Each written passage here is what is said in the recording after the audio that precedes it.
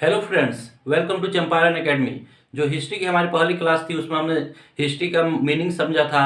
History word कहाँ से है वो समझा था। हिस्ट्री के जनक कौन है वो समझा था। और हिस्ट्री को हमने विभाजन किया था, कितने भागों में, 3 भागों में किया था। जो पहला था वो टाइम के अकॉर्डिंग था, जिसमें एंशियंट था, मिडिवियल था और मॉडर्न हिस्ट्री। जो हमारा दूसरा विभाजन था वो था धर्म के आधार पे, जिसमें पहला था हिंदू, दूसरा था मुस्लिम और तीसरा था ब्रिटिश।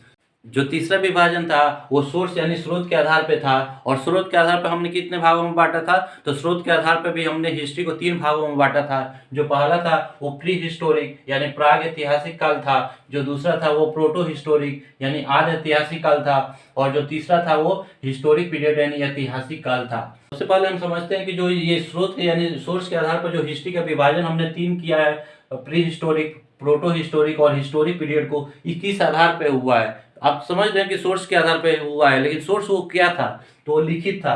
प्री हिस्टोरिक पीरियड में कोई लिखित मिला ही नहीं था, कुछ भी लिखित नहीं मिला था। बस उसमें कभी कभी चित्र उत्र मिल गया था, जैसे चित्र पत्थर उथर पर बना देते थे लोग, बस हो गया, यही मिला था, कुछ लिखित नहीं मिला था। जो सिंधु घाटी सभ्यता था इसमें लिखित तो मिला था, लेकिन आज तक कोई पढ़ ही नहीं पाया। तो लिखित मिला लेकिन कोई पढ़ ही नहीं पाया। और जो हिस्टोरिक पीरियड था इसमें लिखित मिला भी था और इसको पढ़ा भी गया।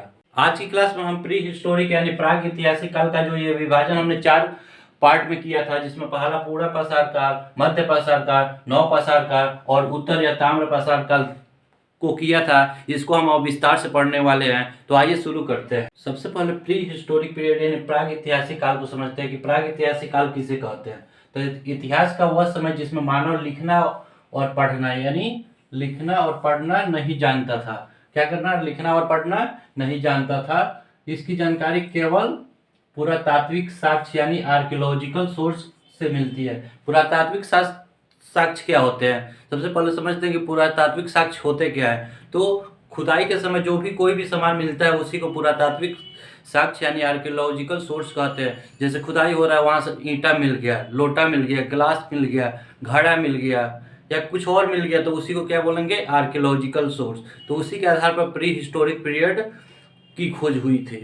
पाषाण काल यानी स्टोन एज, वह समय जब मानव पत्थर के औजार एवं हथियार का उपयोग करता था, उसे पाषाण काल कहते हैं या कहलाता है। वह समय क्या कहलाता है, पाषाण काल। जब मानव पत्थर के औजार और हथियार यूज करते थे तो उसी काल को क्या कहते हैं, पाषाण काल यानी स्टोन एज कहते हैं। अब समझते हैं औजार और हथियार में क्या अंतर होता है। क्या ये दोनों एक ही होते हैं, लगभग एक ही होते हैं, लेकिन जो छोटे होते हैं उसको औजार बोला जाता है और जो बड़े होते हैं उसको हथियार बोला जाता है। तो स्टोन एज में क्या था, जो मानव था वो क्या कर रहा था, वो पत्थर से बने हथियार का यूज कर रहा था पशुओं को मारने के लिए, अपनी रक्षा करने के लिए, या और भी बहुत सारी चीज़ें। आप जानते हैं कि स्टोन एज में क्या था, जो मानव था वो कहाँ रहते थे, गुफा में रहते थे। तो गुफा किस चीज़ का बना था, पत्थर का ही बना था। और इसीलिए इसको क्या कहा गया, स्टोन एज यानी पाषाण काल कहा गया। भारत में सर्वप्रथम 1863 ईस्वी में रॉबर्ट ब्रूस फुट ने पाषाणकालीन सभ्यता की खोज की थी। यानी भारत में पाषाणकालीन सभ्यता की खोज कब हुई थी, 1863 ईस्वी में हुई थी। और किसने खोज की थी, तो खोज की थी रॉबर्ट ब्रूस फुट ने। भारतीय पुरातात्विक का पिता यानी फादर ऑफ इंडियन आर्कियोलॉजी किसको कहते हैं, सर अलेक्जेंडर कनिंघम को कहते हैं। किसको बोलते हैं, ये क्वेश्चन आता है कि भारत के पुरातात्विक के जनक कौन है, तो वो कौन है, सर अलेक्जेंडर कनिंघम है। भारत का पुरातात्विक संग्रहालय का क्या नाम है, तो भारत का पुरातात्विक संग्रहालय का नाम इंदिरा गांधी मानव संग्रहालय है। जो किसके अंतर्गत आता है, जो संस्कृति यानी कल्चरल डिपार्टमेंट के अंदर, कल्चरल मिनिस्ट्री के अधीन है। ये क्वेश्चन पूछता है कि भारत का जो मानव संग्रहालय है उसका क्या नाम है और वो किस मंत्रालय के अंतर्गत आता है। तो क्या नाम है, इंदिरा गांधी मानव संग्रहालय। और किस मिनिस्ट्री के अंदर आता है, तो ये संस्कृति यानी कल्चरल मिनिस्ट्री के अंदर आता है। आई होप आप प्री हिस्टोरिक पीरियड यानी प्राग ऐतिहासिक काल किसे कहते हैं ये समझ गए होंगे, और स्टोन एज यानी पाषाण काल किसे कहते हैं ये समझ गए होंगे। अब आइए देखते हैं कि पूरा पाषाण काल क्या होता है, मध्य पाषाण काल क्या होता है, नव पाषाण काल क्या होता है और उत्तर यानी ताम्र पाषाण काल क्या होता है। अब समझते हैं पूरा पाषाण काल यानी पैलियोलिथिक पीरियड के बारे में। तो ये क्या था, इतिहास का सबसे प्रारंभिक काल था यानी अर्ली पीरियड था। यानी इतिहास का सबसे प्रारंभिक काल यानी अर्ली पीरियड कौन था, तो वो था पूरा पाषाण काल यानी पैलियोलिथिक पीरियड था। इस समय मानव को आदि मानव कहा जाता था। मानव को क्या कहा जाता था? आदि मानव कहा जाता था। क्यों कहा जाता था? क्योंकि मानव एक सभ्य प्राणी है और वो सभ्यता के साथ जीता है। लेकिन उस समय के मानव के पास इतना सेंस नहीं था कि क्या सही है क्या गलत है। बस उसका काम क्या था? वो खाना बदोश यानी खाद्य संग्राहक था। यानी उसका बस एक ही मोटो ही था जीवन का, बस खाना खाना है, पेट भरना है, बस हो गया। उसके बाद कुछ नहीं करना है। ना कोई एसएससी के फॉर्म भरना है, ना कोई सीटेट देना है, ना कोई टीजीटी, ना कोई पीजीटी, ना कोई बीएड करना है, कुछ नहीं। बस खाना मिल गया, वो मस्त हो गया अपने में। इस समय के मानव की सबसे बड़ी उपलब्धि क्या थी? इस समय की मानव की सबसे बड़ी उपलब्धि थी आग की खोज, यानी डिस्कवरी ऑफ फायर। और ये डिस्कवरी ऑफ फायर हुई कैसे? तो उस समय क्या हुआ था ना, उस समय बड़े बड़े पत्थर के औजार का शिकार करने के लिए उपयोग किया जाता है। यानी पत्थर जो थे उसके बड़े बड़े औजार बना लिए जाते थे। और जो आदि मानव था वो बड़े बड़े ऊंचे जगह पर चढ़ जाता था उसको लेके। पहाड़ पर चढ़ चढ़ गया, या कहीं कोई बड़े वृक्ष पर चढ़ गया। जब पहाड़ पर चढ़ के वो बड़ा औजार जब गिराता था तो उससे स्पार्क होता था। यानी दो पत्थरों में जब भी टकराव होता है तो क्या होता है, वहां से स्पार्क निकलता है।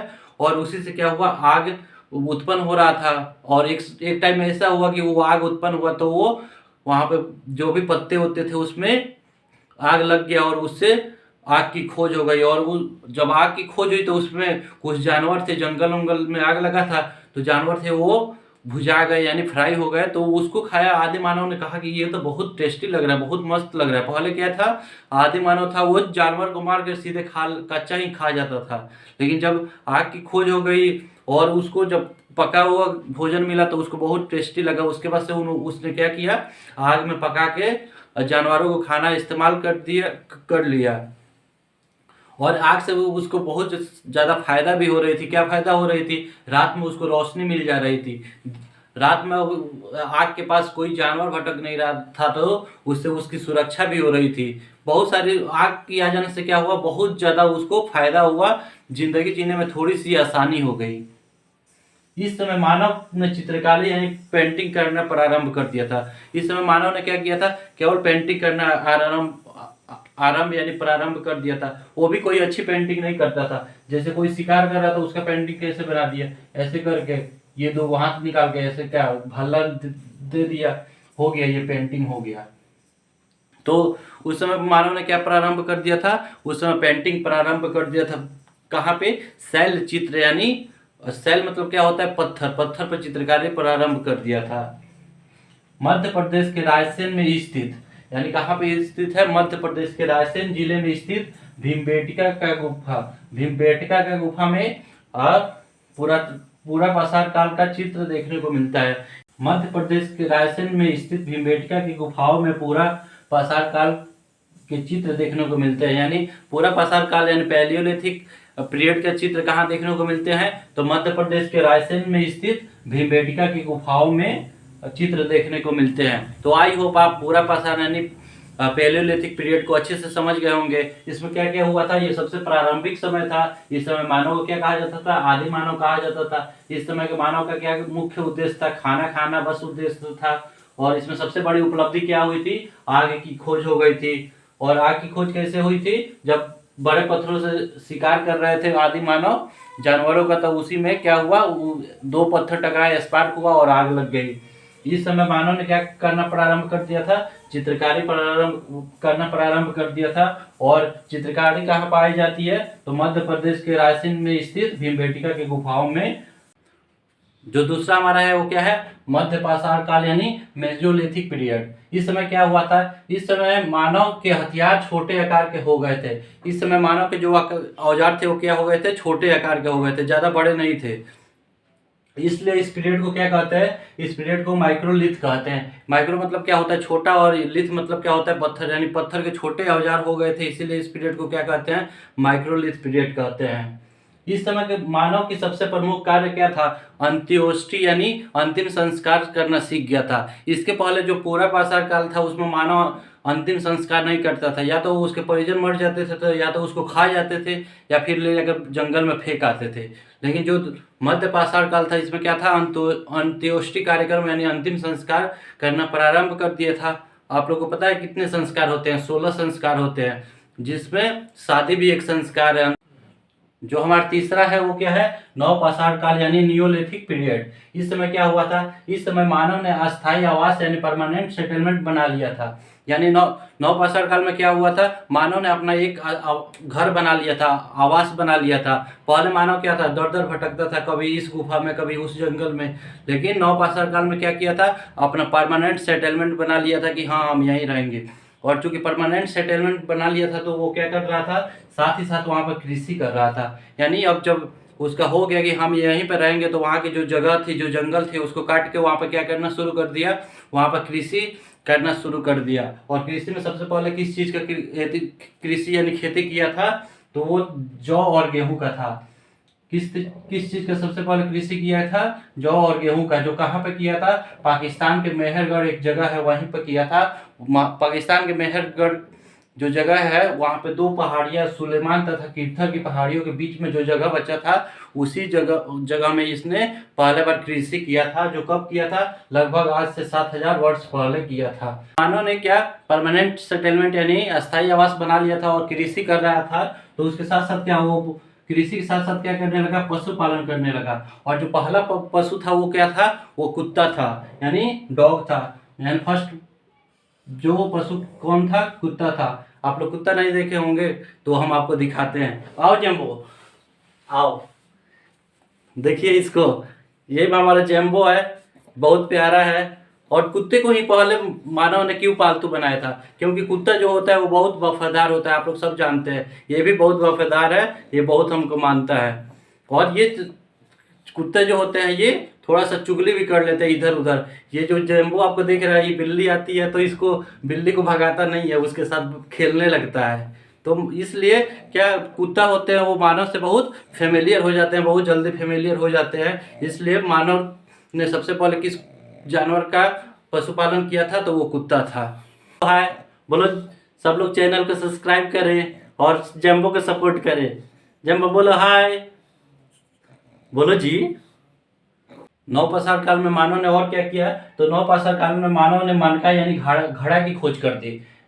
तो घड़ा की खोज कैसे हुई, पहले इसको समझते हैं। तो चूंकि आप देख चुके हैं कि नवपाषाण काल में मानव ने क्या कर दिया था, अपना अस्थायी आवास बना लिया था और कृषि यानी एग्रीकल्चर करना प्रारंभ कर दिया था। तो जो ये जौ और गेहूं का जो खेती कर रहा था, इसमें से जब जौ और गेहूं निकल रहे थे तो उसको अपने आवास तक यानी अपने घर तक कैसे लाएगा। तो वो पहले क्या करता था कि जैसे फ्लैट रहता था, इसके ऊपर रख देता था और लेकर आता था। तो कभी इधर से गिर जाती थी, कभी इधर से गिर जाती थी। तो उसने धीरे धीरे इधर से मोड़ना स्टार्ट किया, धीरे धीरे इधर से मोड़ दिए, इधर से मोड़ दिए। अब थोड़ा कम गिरता था तो ये क्या, एक टाइम आया कि कटोरा बना दिया। उसके बाद इसने धीरे धीरे इसको फिर मोड़ना शुरू किया, फिर ऐसे मोड़ के इसको क्या किया, ऐसे करके घाड़ा बना दिया। और मस्त घाड़ा को क्या करता था, मोड़ अपने सर पे रख लेता था और लेकर चला जाता था। कोई दिक्कत नहीं होती थी, कोई गिरता उड़ता नहीं था। तो कुछ दिनों तक ऐसे ही सर पे लेके जा रहा था तो उसको भारी लग रहा था। तो उसने क्या कहा, कुछ ऐसा बनाया जाए जिससे इसको आसानी से ले जाया जाए। तो उसने कुछ क्या किया,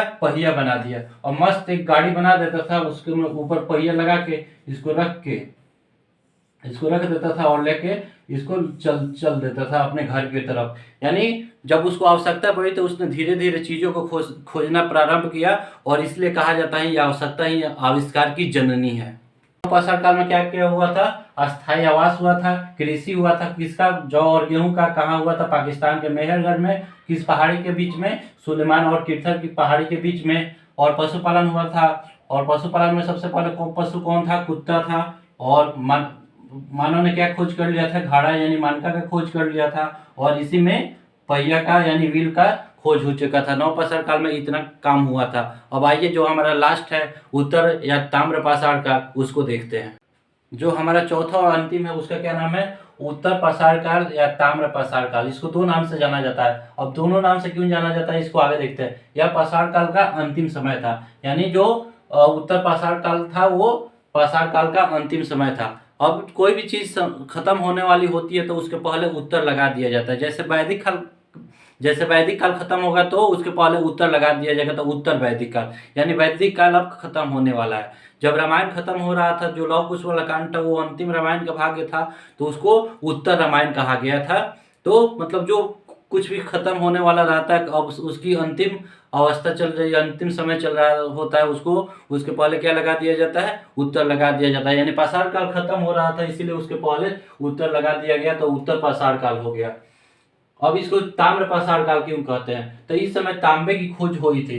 यानी उत्तर पाषाण काल में क्या हुई थी, उत्तर पाषाण काल में तांबे की खोज हुई थी, और यह मानव द्वारा खोजी गई पहली धातु थी। तो मानव द्वारा पहली धातु कौन खोजी गई थी, तो उसका क्या नाम था, उसका नाम था तांबा यानी कॉपर था। इस कारण औद्योगिकरण यानी इंडस्ट्रियलाइजेशन शुरू हुआ।